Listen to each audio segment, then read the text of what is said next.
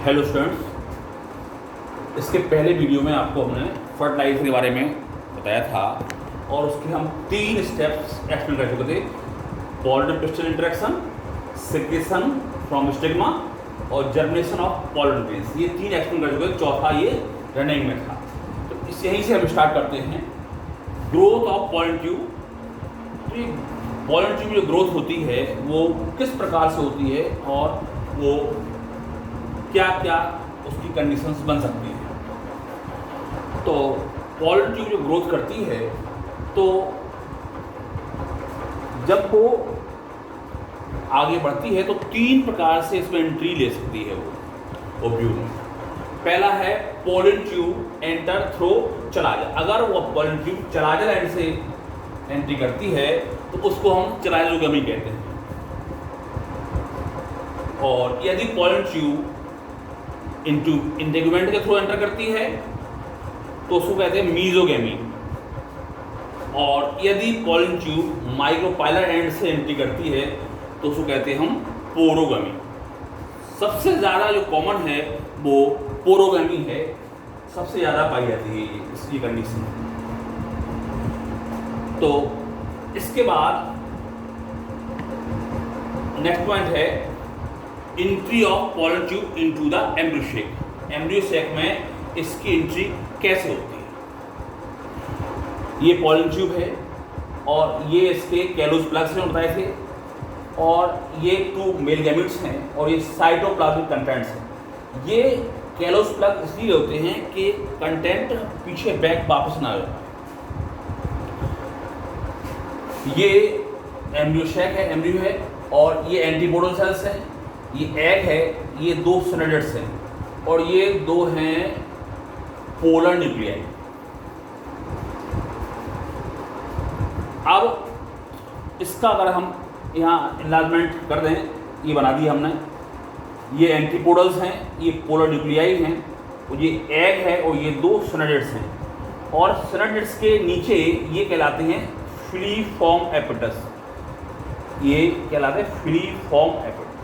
जब ये pollen tube यहाँ तक पहुँच जाती है तो एंट्री लेने से पहले इसका जो एक सिनेडेट है ये वाला, ये डीजेनेट होगा और डीजेनेट होकर के इसके जो 2 ये मेल गैमेट हैं वो इसके साथ फ्यूज हो जाएंगे। और जो फिलीफॉर्म एपिटस है ये इनको रास्ता दिखाता है एम्ब्रियो शेक से फ्यूज करने के लिए।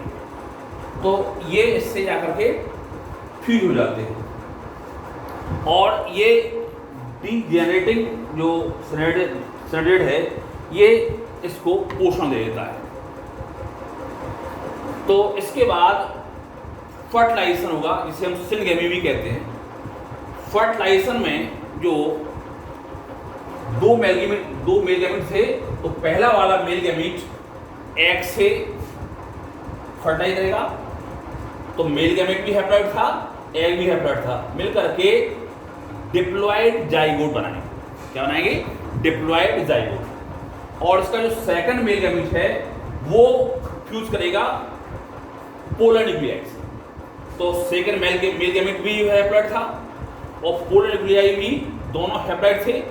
तो दोनों हैप्लॉइड पोलर न्यूक्लियाई और मेल गैमेट मिलकर के बनाएंगे प्राइमरी एंडोस्पर्म न्यूक्लियस, जो 3n ट्रिप्लॉइड होता है। और जो प्राइमरी एंडोस्पर्म है वो आगे चल के एंडोस्पर्म बनाएगा, जो कि एम्ब्रियो के लिए न्यूट्रिएंट टिश्यू काम करता है। अब यहाँ जो फर्टिलाइजेशन और ट्रिपल फ्यूजन दोनों को मिला करके हम कहते हैं double fertilization. Means fertilization plus triple fusion दोनों को मिला करके हम क्या कहेंगे? Double fertilization. जिसको सबसे पहले नवास चिन्ह दिया था और किसमें? लिलियम और फ्रूटिलिया में इन्होंने देखा था। डबल फर्टिलाइजेशन सबसे पहले नवास चिन्ह ने इंट्रोड्यूस किया था, किसमें? लिलियम में और फ्रूटिलिया में। और जो फर्टिलाइजेशन बताया था स्ट्रासबर्गर ने। इसके बाद एक हम जरा इसका आउटलाइन देखें तो जो डबल फर्टिलाइजेशन है उसमें क्या होता है, सबसे पहले डाइगोट फॉर्मेशन होगा, जाइगोट फॉर्मेशन के बाद फिर होगा triple fusion. Triple fusion means formation of primary endosperm nucleus. क्या बनेगा, formation of primary endosperm nucleus. फिर इसके बाद बनेगा एंडोस्पर्म या न्यूक्लिएटेड टिश्यू। जो न्यूक्लिएटेड टिश्यू हैं वो डेवलपिंग एम्ब्रियो के लिए न्यूट्रिशन काम करते हैं। बाद में होगा डेवलपमेंट ऑफ एम्ब्रियो, फिर एम्ब्रियो का विकास होगा। अब यदि फर्टिलाइजेशन नहीं होता है तो फिर ये एम्ब्रियो ये न्यूक्लिएटेड टिश्यू भी नहीं बनाएगी, क्योंकि उसको फिर फीडिंग की आवश्यकता नहीं होगी। तो इस तरह से प्रीवियस लेक्चर और इस आज के लेक्चर को मिलाकर के फर्टिलाइजेशन आपका कंप्लीट हो जाएगा। वो फर्टिलाइजेशन पार्ट 1 था जिसमें हमने pollen pistol interaction, secretion from stigma और जर्मिनेशन ऑफ पॉलन ग्रेन्स, ये 3 एक्सप्लेन किया था। चौथे का सिर्फ इंट्रोडक्शन इंट्रोड्यूस किया था उसको। अब इसको चौथे पार्ट को हमने आज पूरा एक्सप्लेन कर दिया। इस तरह से 2 पार्ट में ये आपका फर्टिलाइजेशन ये कंप्लीट हो गया। और इस फर्टिलाइजेशन को आप कॉपी पे लिख लीजिए सभी लोग और हमें व्हाट्सएप करके दिखाइए, इससे हम उसको आगे एक्सप्लेन कर सकें। थैंक्स।